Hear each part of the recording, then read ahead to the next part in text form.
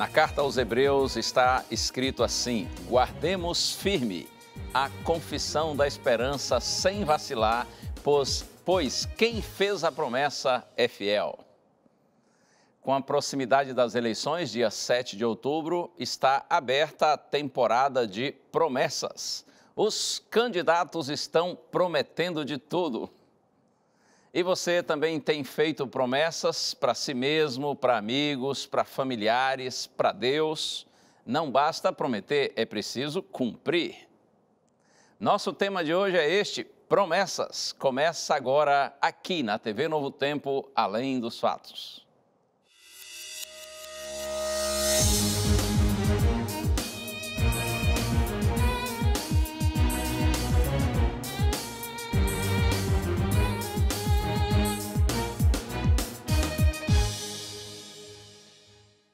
E já com um convite muito especial para você. Se você já sabe, quero lhe relembrar.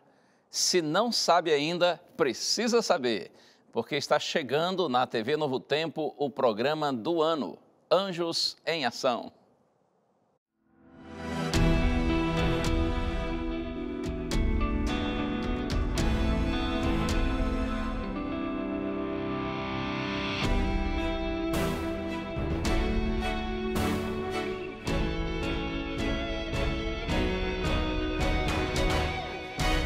Vem aí. Anjos em Ação, sábado, 1º de setembro, às 20 horas, na Novo Tempo. Já está chegando a hora.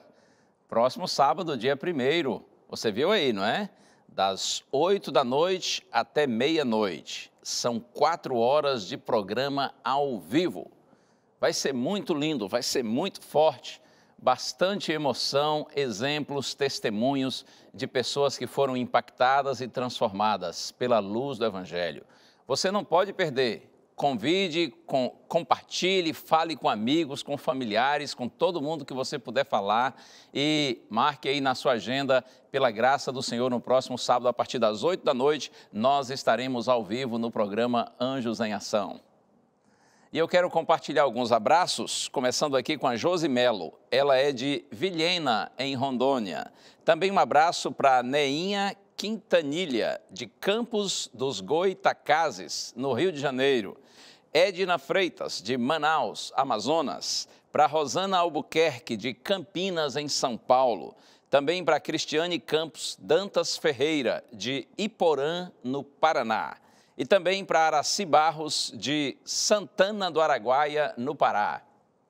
Muita gente sendo abraçada hoje. Eu tive no último domingo o prazer de ir à cidade de União da Vitória, no Paraná. Por sinal, estava um friozinho, frio intenso. Mas foi muito bom ter ido à União da Vitória e ter participado da Caravana da Esperança. Um grande abraço para todos os amigos que compareceram naquele lindo encontro. Que Deus continue abençoando muito a sua vida. E um abraço especial para o irmão José Carlos. Ele mora lá em União da Vitória, no Paraná, mas ele é catarinense. Por isso ele é conhecido como Catarina, é isso. Um abraço para o irmão Catarina, para a sua linda família e todos vocês que vivem aí em União da Vitória, no Paraná. E você, é claro, onde quer que você esteja, pelo Brasil e pelo mundo, assistindo agora a TV Novo Tempo, acompanhando o programa Além dos Fatos, que Deus possa cada dia mais multiplicar bênçãos na sua vida. E nós queremos convidar você para interagir sempre conosco por meio das nossas redes sociais, seja pelo Facebook, ou então através do nosso Instagram.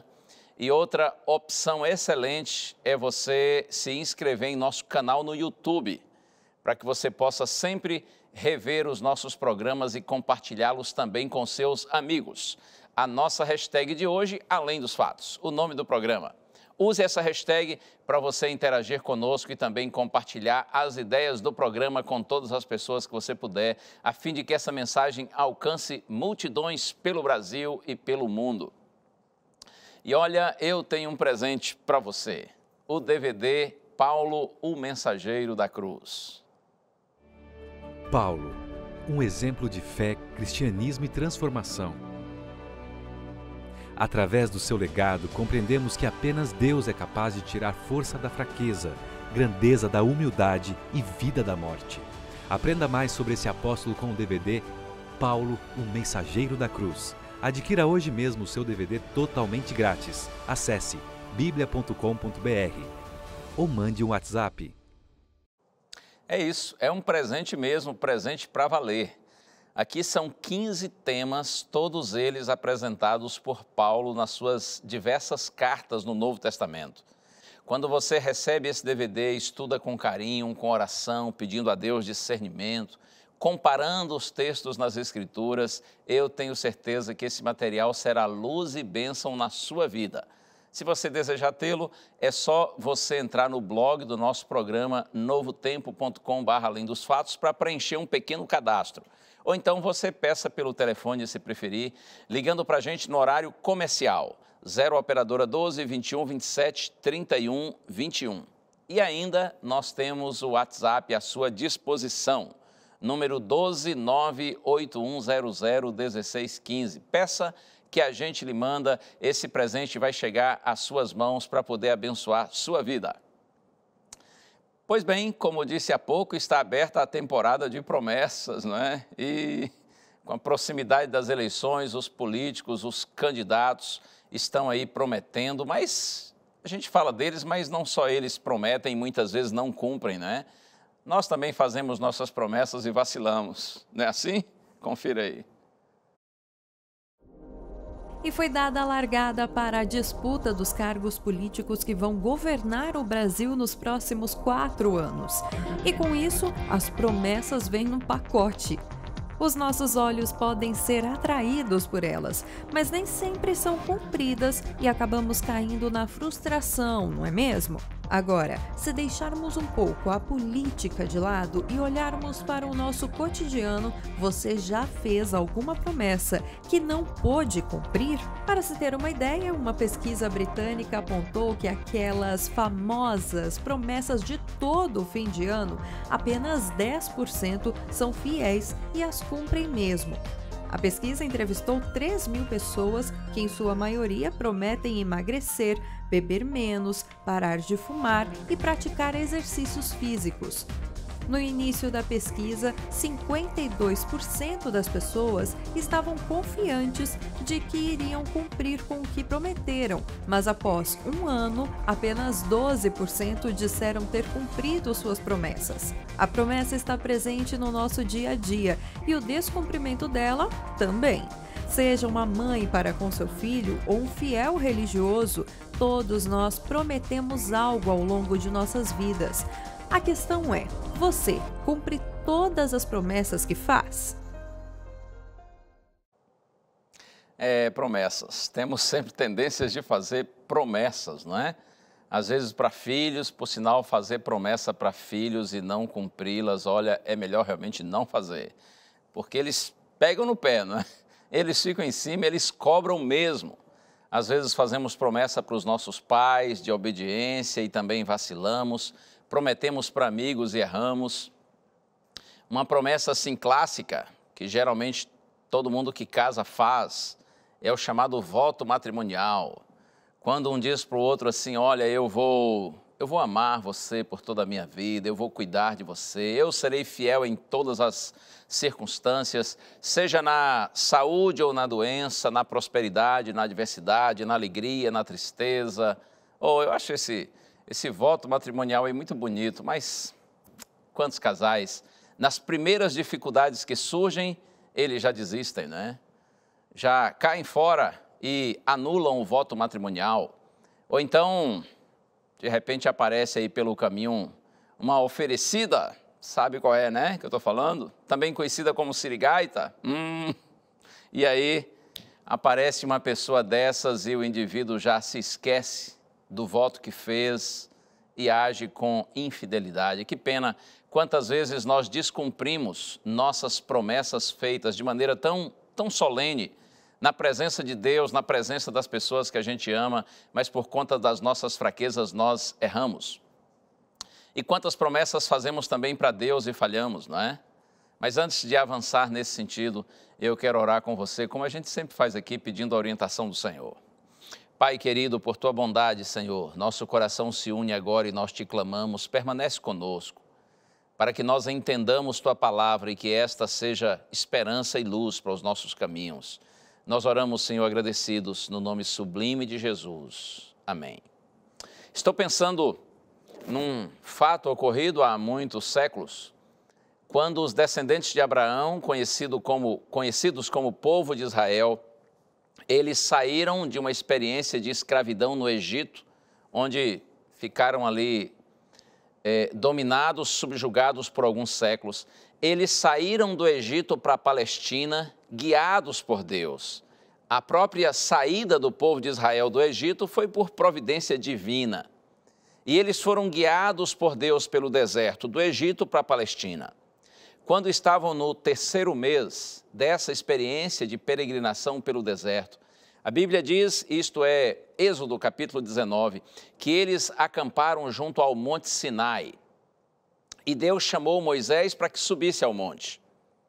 E no alto do monte Deus disse assim para Moisés: Moisés, fala aos meus filhos, que se eles ouvirem atentamente a minha voz, se eles diligentemente seguirem as minhas instruções, se eles guardarem a aliança que eles fizeram comigo, então eles serão abençoados. Eles se tornarão uma nação próspera, uma nação especial. O propósito de Deus era, através de Israel, abençoar o mundo inteiro. E está escrito que Moisés desceu e falou com o povo as palavras do Senhor.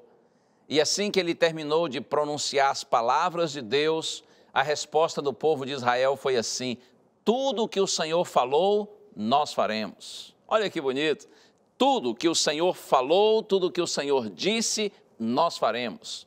E aí fizeram? Fizeram nada. Falharam. Erraram muitas vezes. Assim como você e eu, quantas vezes também nós erramos, não é? Uma outra promessa bem conhecida na Bíblia foi feita por um discípulo de Cristo, Pedro, o famoso Pedro. E foi uma promessa assim bem incisiva, bem forte, bem veemente. Na noite em que Jesus seria traído e preso, houve um momento quando Jesus deu uma atenção especial para Pedro. E Jesus disse assim: Pedro, eu estou rogando por você, eu estou orando por você, porque eu percebo que o inimigo está irado e ele fará de tudo para derrubar você. Ele fará de tudo para que você vacile, para que você perca a sua fé, perca a sua confiança em mim. Por isso, disse Jesus a Pedro: Pedro, eu estou orando por você. Você quer ver qual foi a resposta de Pedro? Vamos aqui, Evangelho escrito por Lucas, capítulo 22. Evangelho de Lucas, capítulo 22, no verso 33. Olha só. Ele, porém, respondeu: Senhor, estou pronto a ir contigo, tanto para a prisão como para a morte. Jesus disse: Pedro, eu estou orando por você, para que você não se desanime, para que você permaneça firme, porque o inimigo vai tentar derrubar você. Inclusive, Jesus disse assim também: olha, quando você estiver firme, quando você estiver forte, ou seja, quando você estiver amadurecido na sua fé, quando você tiver realmente uma experiência consistente de conversão, de transformação, então Jesus disse assim: Pedro, você fortaleça os seus irmãos. Porque Jesus sabia que Pedro era um líder. Pedro tinha uma grande capacidade de orientar, de abençoar a igreja. Por isso Jesus disse: o inimigo vai tentar derrubar você, mas eu oro por você, e ao você estar firme, fortaleça também os seus irmãos. Nesse contexto é que Pedro dá essa resposta e diz: Senhor, eu estou pronto a ir contigo, tanto para a prisão como para a morte. Em outras palavras, ele estava dizendo assim: Senhor, fique tranquilo, relaxa aí, não precisa ficar preocupado comigo, eu estou firme, eu estou forte. Se quiserem me prender ou mesmo me matar por tua causa, eu estou aqui pronto para a luta, mas eu não vou desistir do Senhor. E o que Jesus disse para Pedro, depois dessa promessa tão bonita? Agora no verso 34, Lucas 22, 34. Mas Jesus lhe disse: afirmo-te, Pedro, que hoje 3 vezes negarás que me conheces, antes que cante o galo.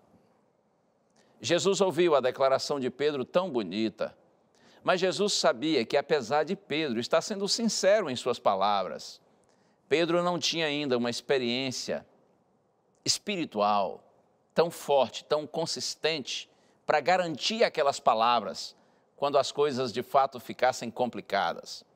Sabe, no íntimo, a expectativa de Pedro era que estar com Jesus significava glória, vitória, realização. Pedro não esperava, apesar de ter dito, podem me prender, podem me matar se quiserem por tua causa, mas lá no íntimo Pedro não esperava nenhuma dessas dificuldades. A expectativa dele, dos outros apóstolos e dos judeus que seguiam Cristo, era de que Jesus iria logo se declarar rei e se tornar uma pessoa extremamente amada por todo Israel. Então Pedro faz uma promessa sincera, mas sem base, sem força suficiente para cumpri-la. Por isso que Jesus disse, ô filho, pois eu lhe digo uma coisa, esta noite, antes que o galo cante, você já terá negado, me negado, você já terá dito por 3 vezes que você nem sequer me conhece. E aí, você também já fez promessas que não deu conta de cumprir? Promessas para Deus? Ou eu já fiz mais de uma vez. Eu imagino que você também. E como é bom saber que o nosso Deus, Ele é tão assim gracioso, tão misericordioso. Ele sabe quando a gente com sinceridade promete alguma coisa, mas Ele já antecipadamente vê quando a gente não vai dar conta de cumprir. Por isso que Ele disse isso para Pedro. Bom, nos evangelhos de Mateus e Marcos está escrito que depois que Jesus se entregou, no momento quando vieram prendê-lo no Getsêmani, quando Jesus não ofereceu resistência à prisão, Mateus e Marcos dizem que todos os discípulos de Cristo fugiram, caíram fora, inclusive Pedro. Quando a coisa apertou, Pedro se mandou juntamente com os outros apóstolos. No entanto, aqui no Evangelho de Lucas a gente percebe uma coisa, que apesar de Pedro ter fugido, ele ficou acompanhando o que acontecia com Jesus à distância. Assim, uma distância que lhe parecia segura, mas ele não foi completamente para abandonar Jesus. Ele ficou seguindo Cristo à distância. No momento quando levaram Jesus para dentro da casa do sumo sacerdote, a Bíblia diz que Pedro conseguiu entrar no pátio da casa e ficou ali aguardando o que aconteceria. E é provável que você conheça a história. Uma pessoa se aproximou de Pedro e disse assim, ei, você conhece Jesus, não conhece? Pedro disse, não conheço não, nem sei quem é. Aí outra pessoa disse assim, ora, mas como não? Você estava com ele, você é discípulo dele? E Pedro disse, não, eu não sou discípulo dele. Até que quase 1 hora depois, uma outra pessoa o identificou e disse assim, você veio da Galileia, você estava com ele sim, você o conhece sim, até o seu jeito de falar lhe denuncia. E Pedro disse assim, olha, eu não sei o que vocês estão falando, o que vocês estão dizendo. E olha só o que está escrito, Lucas capítulo 22, agora no verso 60, quando Pedro pela 3ª vez nega Jesus, está escrito, mas Pedro insistia, homem, não compreendo o que dizes. E logo, estando ele ainda a falar, cantou o galo. Então, voltando-se, o Senhor fixou os olhos em Pedro, e Pedro lembrou-se da palavra do Senhor, como lhe dissera, hoje 3 vezes me negarás antes de cantar o galo. Então Pedro, saindo dali, chorou amargamente. Quando ele negou Jesus pela 3ª vez, então o texto bíblico diz que Jesus foi tirado de dentro da casa do sumo sacerdote. E no momento quando Cristo passa pelo pátio, o texto diz que ele fixou os olhos em Pedro. Não foi uma olhadinha rápida, não. Não foi uma olhadinha assim casual, foi a propósito. Jesus fixou os olhos em Pedro. Jesus não disse nada.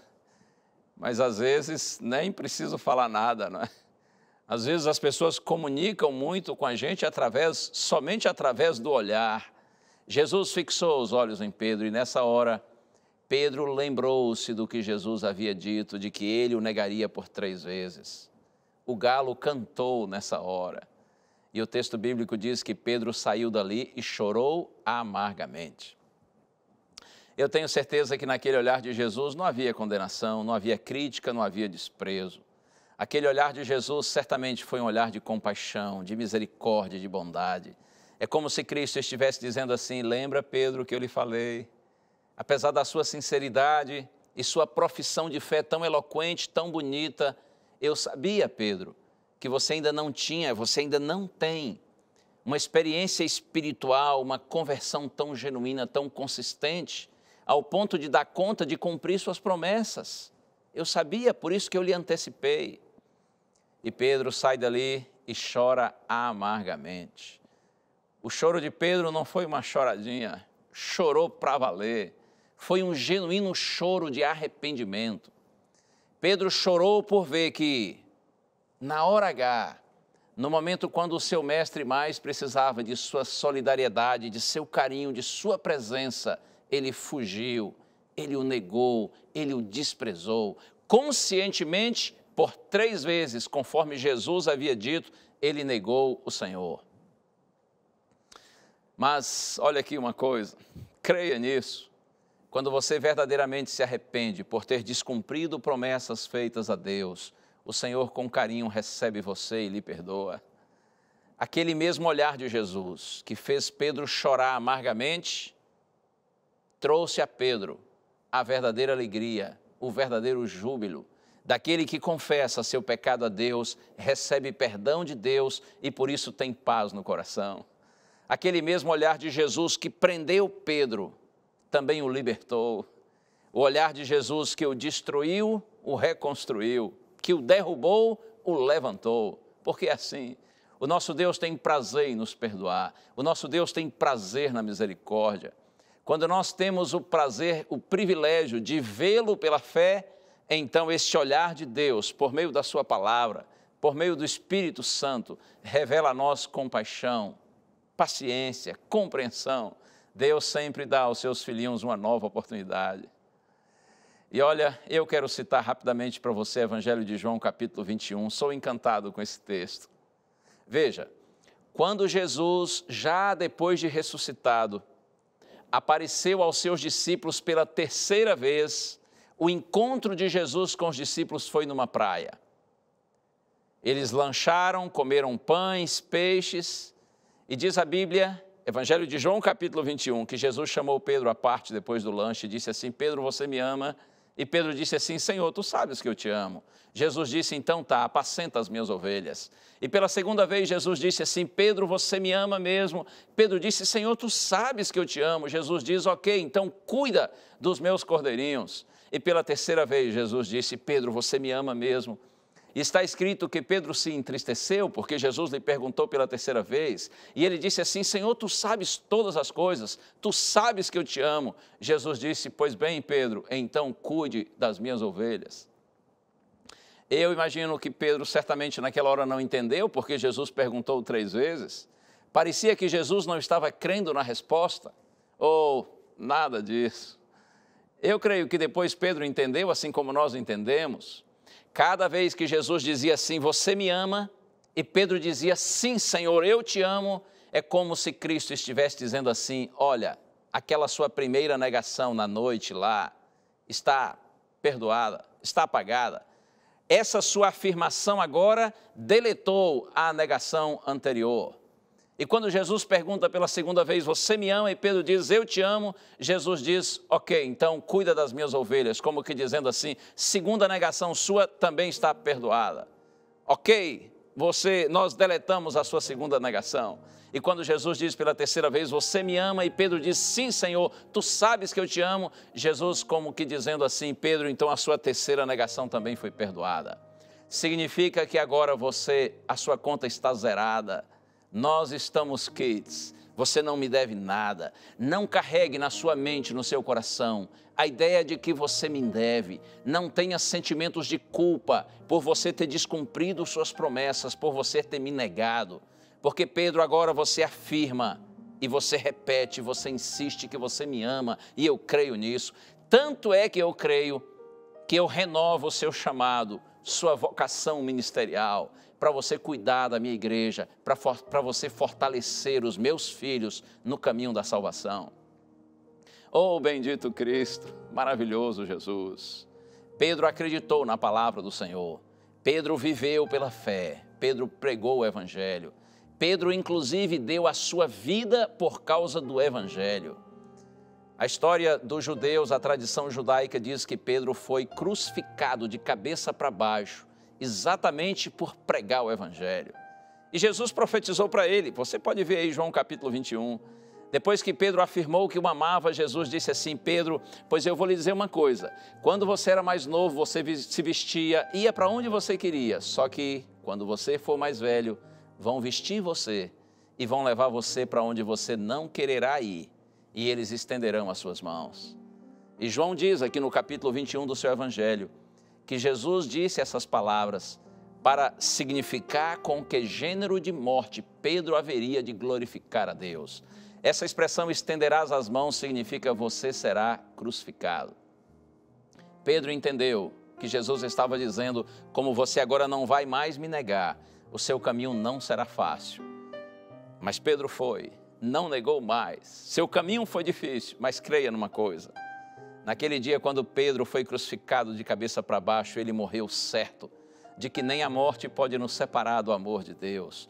Pedro morreu convicto de que um dia a maior de todas as promessas de Deus vai se cumprir, quando Cristo voltar em glória para buscar a sua igreja. Então todos os que viveram e morreram com Cristo, com o Senhor estarão para sempre. Deus lhe abençoe, confie no Senhor, confie nas palavras do Senhor, porque Deus não é homem para que minta.